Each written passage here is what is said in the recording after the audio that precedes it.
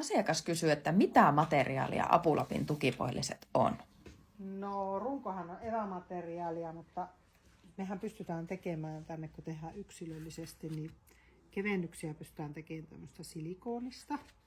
Sitten usein esimerkiksi diabeetikoille käytetään tämmöistä poron materiaalia, joka voi olla 3 millistä tai 6 millistä, vähän miten halutaan. Yleensä kun asiakkaat kysyy materiaalista, niin nehän tarkoittaa näitä pintamateriaaleja. Eli meillä voi valita monesta eri pintamateriaalista. Meillä on näitä värikkäitä akvamateriaaleja, joita käytetään lapsilla usein. Nämä on pehmeitä ja sitten nämä muotoutuu tosi hyvin lämmöllä. Sitten meillä on näitä Suotex-materiaaleja, jotka käy hyvin työjalkineisiin ja urheilujalkineisiin. Se on vähän nihkeä, siinä ei liu jalka ja se on pestävä materiaali. Sitten löytyy nahkaa,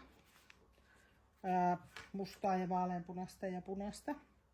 Käytetään erityisesti silloin, kun halutaan, että se pohjallinen liukuu.